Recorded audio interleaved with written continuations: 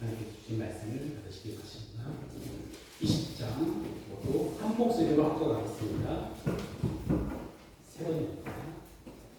바리새인이 하나님 나라와 그때의 많이 까먹기를 예수께서 대답하여 이르시되 하나님 나라를 볼 수 있게 임한 것이 아니요 또 여기가 있다고 하노니 하나님 나라는 너희 안에 있느니라. 아멘. 오늘 주신 주님의 말씀입니다. 앉으시겠습니다.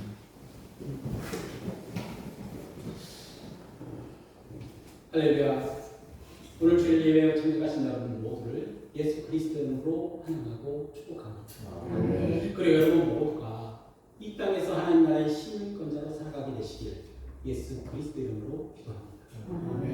오늘부터 4주 동안 하나님 나라의 복음, 그 놀라운 신비라는 제목의 말씀으로 말씀을 전하려고 합니다. 그 첫 번째 말씀으로 우리가 알고 있고 또 익숙한 하나님 나라가 진정 어떤 의미를 가지고 있는지에 대하여 한번 나눠보려고 합니다.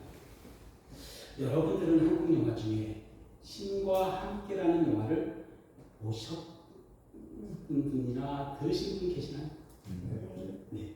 만약 안 보셨거나 안 들으셨으면 제가 짧게나마 이 영화의 줄거리를 요약해서 설명 한번 드리겠습니다. 이 영화를 보는 영화의 주인공인 소방관 김자호는 화재 현장에서 한 소년 어린 소녀의 목숨을 구하고 목숨을 잃게 됩니다. 그리고 그는 저승으로 온 차사들과 함께 7개의 지옥인 살인, 라떼, 거짓, 불의, 회신, 폭력, 천륜이라는 죄목으로 심판을 받으며 그의 과거가 또한 숨겨진 진실들이 하나씩 드러나게 됩니다. 그래서 그는 재판 과정에서 자신의 삶을 돌아보며 후회와 반성도 하고 소방관으로서 다른 사람들의 생명을 살리기에 저승차사들은 그를 변호하고 보호하기 위해서 노력을 합니다. 특히 자원의 동생 수홍의 죽음과 관련된 이야기가 전개되면서 이야기는 더욱 복잡해집니다. 마지막 재판인 천진 지옥에서 주인공은 어머니에 대한 죄책감과 그리움을 표현하며 관객들의 감동을 자아내게 되죠. 결국 자원은 환상하게 되지만 수홍의 죽음에 얽힌 비밀이 드러나면서 이야기는 반전을 맞이하므로 1편의 이야기가 끝나기까지 있게 됩니다. 만약 여러분이 이 이야기를 알고 있거나 지금 이 영화의 줄거리를 다시 듣고 생각나는 공감대가 있으실까요? 이 영화는 분리적 색채에 중국의 조상 숭배신 사상과 도교회가 복합적으로 혼합된 형태로 구성되어 있습니다. 그리고 이 혼합된 형태의 권성징악과 환생의 이야기로 한국인들이 정서에 들어와 세계관을 형성하게 되었죠. 그래서 이 영화를 생각할 때 지금 저나 여러분들은 이질적인 정서가 아닌 공감되는 정서가 형성되어 있음을 보게 됩니다. 그래서 우리 하나님 나라, 곧 천국을 생각할 때 이런 측면에서 하나님 나라를 이해하고 우리가 죽어서 가는 우리 눈에 보이는 한 공간적인 의미로 생각을 합니다. 그런데 오늘 본문 말씀을 살펴보면 한 바리새인이 예수님께 나와 이렇게 질문을 합니다. 하나님 나라가 어느 때 임하니까라고 말이죠. 그리고 그 질문에 예수님께서는 하나님 나라는 볼 수 있게 임하는 것이 아니다라고 대답을 하십니다. 그리고 이는 그 시대에 이스라엘 백성들이 가지고 있었던 하나님 나라에 대한 보이는 공간적 개념을 깨트리시는 말씀이었습니다. 이스라엘 백성들은 하나님 나라의 임함은 오직 그들의 성전에서만 임하는 분들로 기억하고 있습니다. 그래서 우리들이 가지고 있던 구약 성경 말라기로 끝나고 있지만 이스라엘 사람들이 갖고 있는 유대교의 경전에서는 역대하고 뜻을 내고 있죠. 이런 역대의 말씀이 마지막 장 36절 23절에 페르시아 왕의 고레스에 의해서 하늘의 신인 여호와께서 세상 만국을 내게 주셨고 나에게 명령하여 유대 예루살렘에 성전을 건축하라 하셨나니 너희 중에 그의 백성 된 자는 다 올라갈지어다.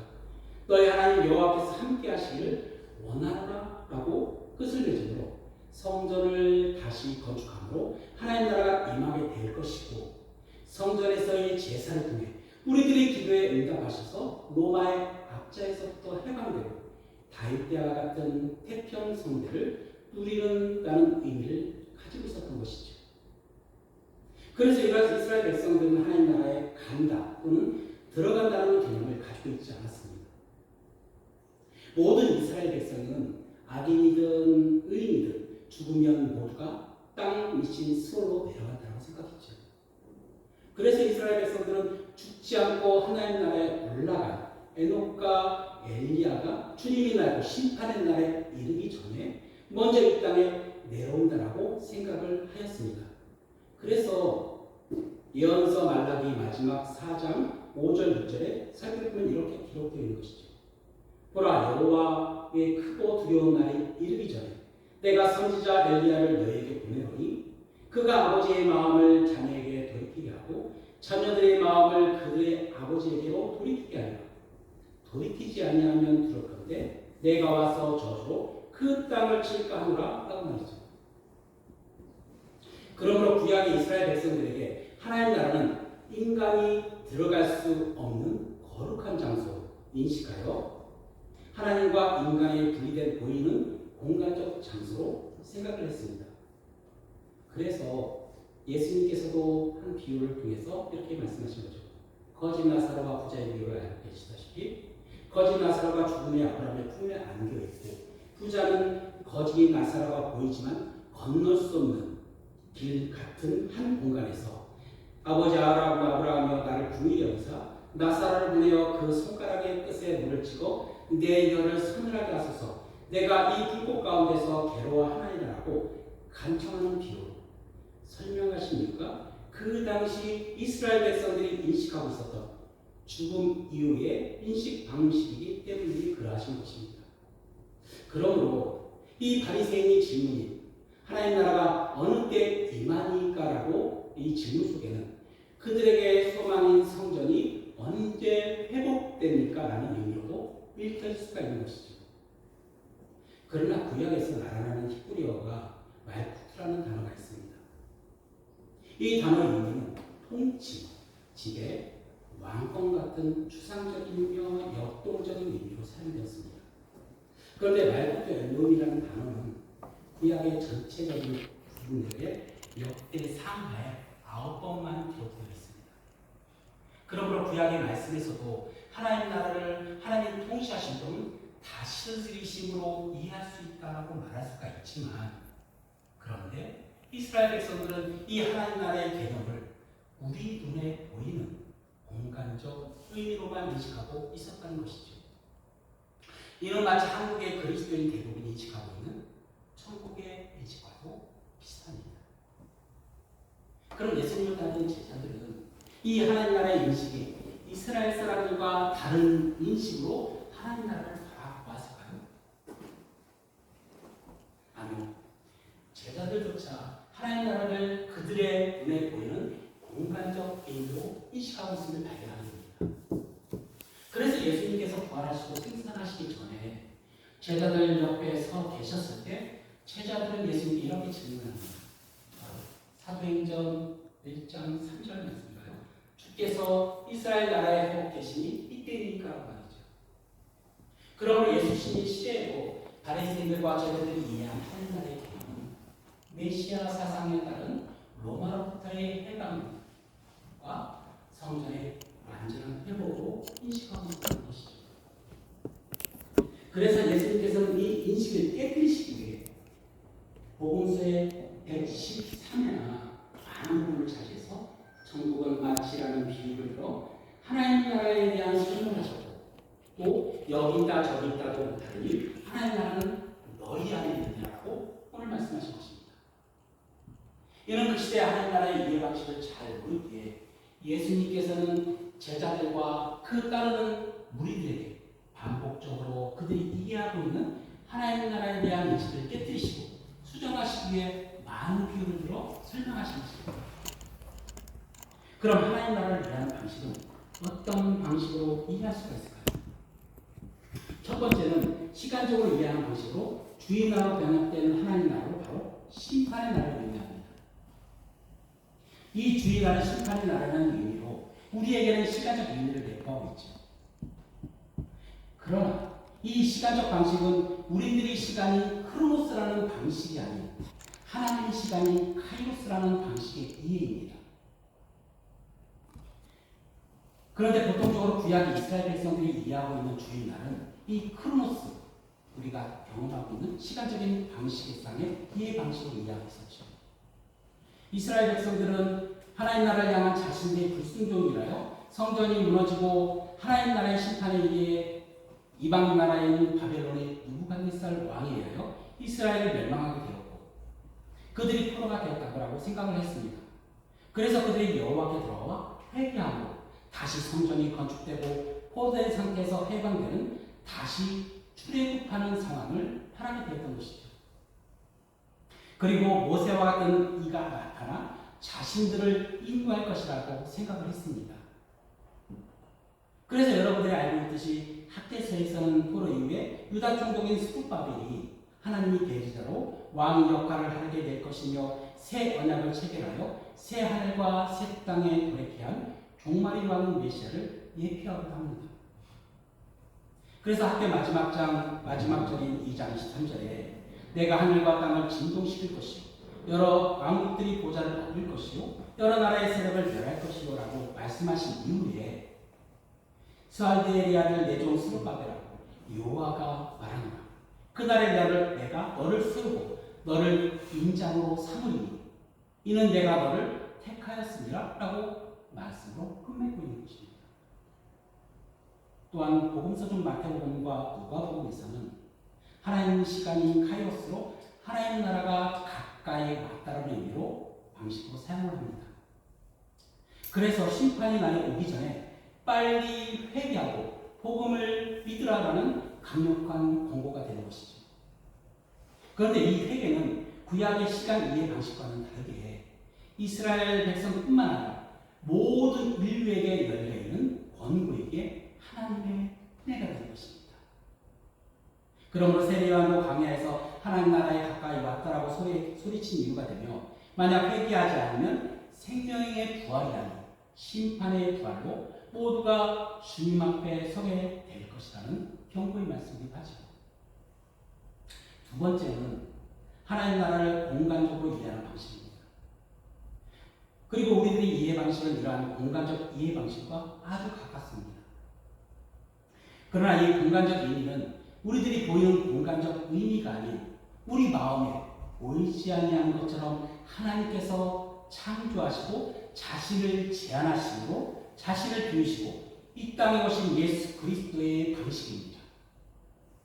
그래서 공간적 이해 방식에서 하나님 나라가 가까이 왔다는 것은 누구든지 누릴 수 있는 은혜가 지금 우리 모두에게 도래했다는 기쁜 소식이 되는 것이죠.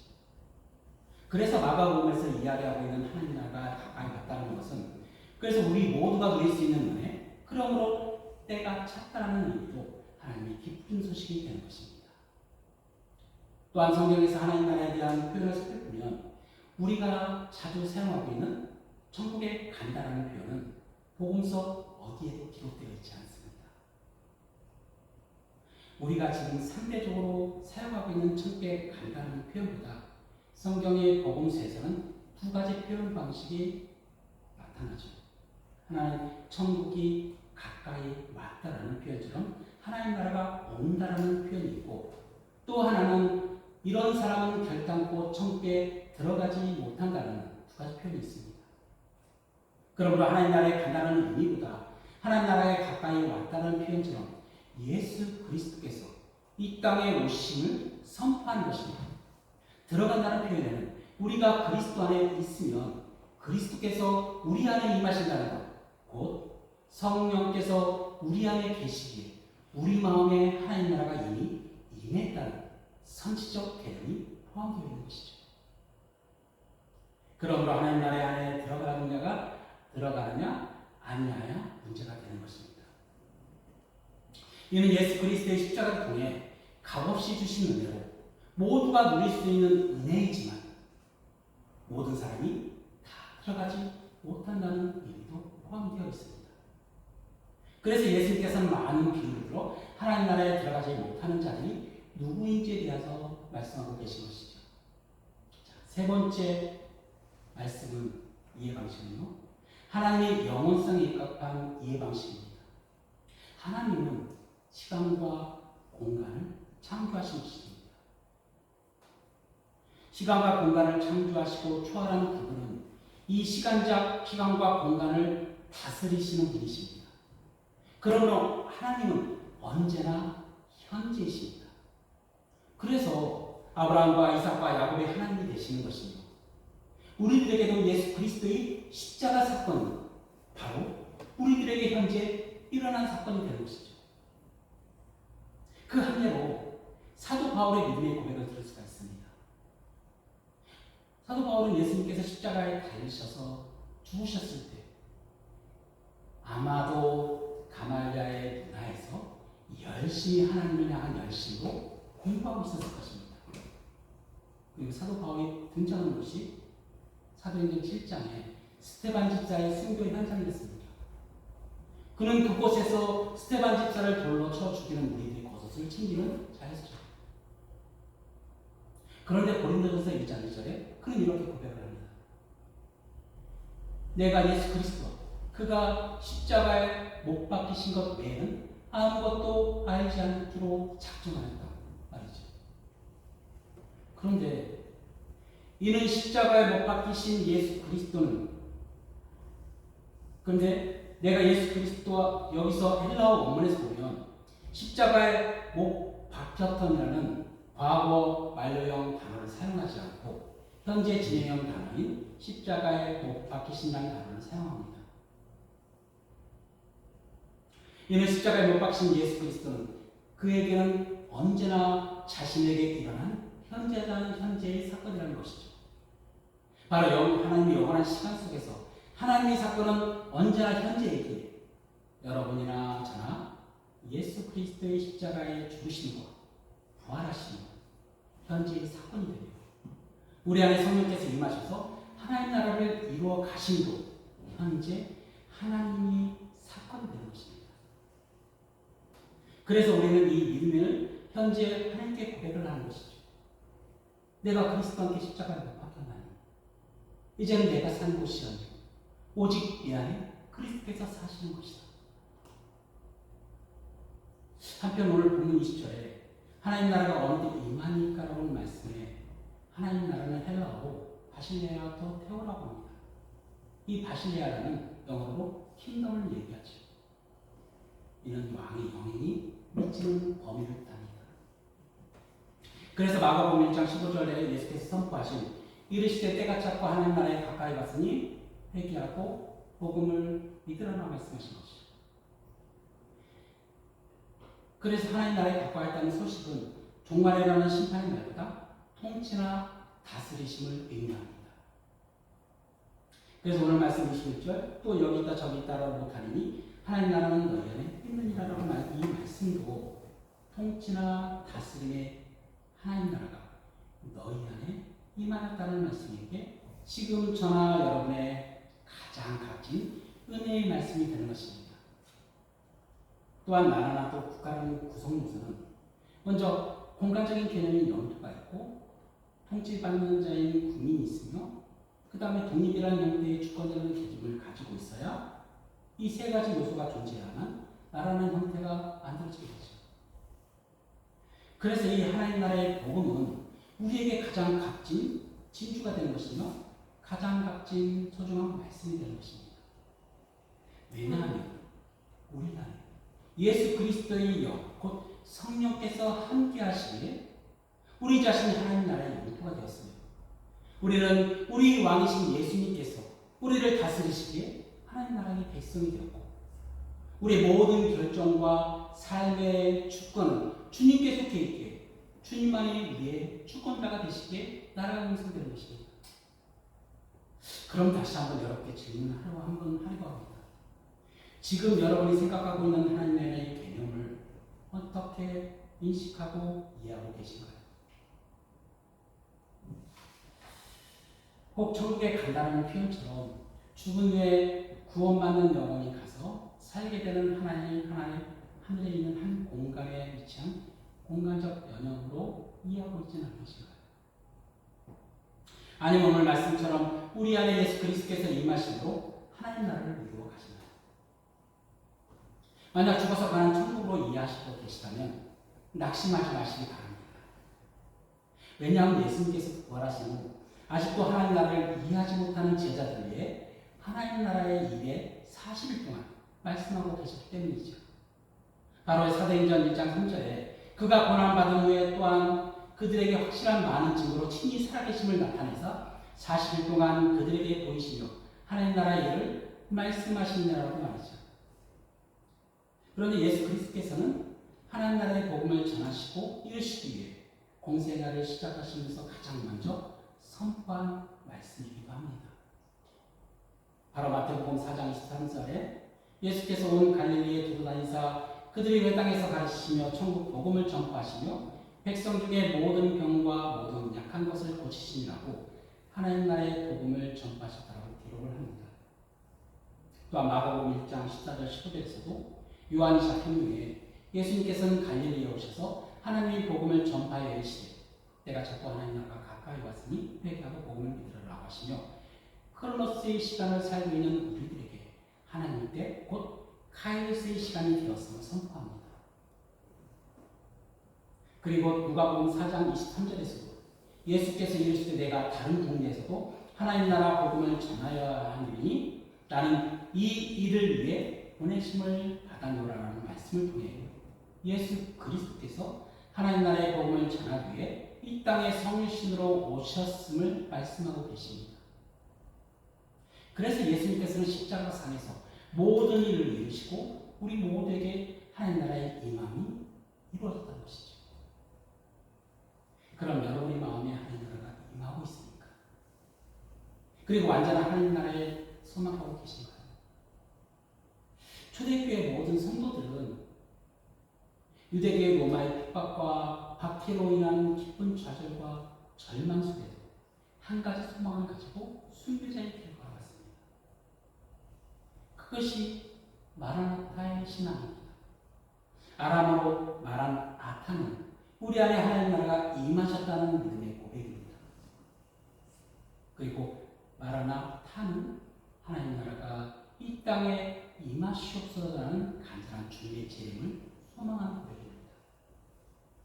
우리 모두는 예수 그리스도께 우리 주님이시며 왕되심을 믿음으로 고백합니다. 그래서 사도행전 마지막에서 보면 사도 바울도 로마에서 2년 동안 머물고 지내는 셋집에서 자신을 찾아오는 사람들을 다 영접하면서 그들에게 28절 31절에 이렇게 가르쳤다고 기록하고 있습니다. 바로 하나님 나라를 전파하며 주 예수 그리스도에 관한 모든 것을 담대하게 거침없이 가르치더라 라고 말이죠.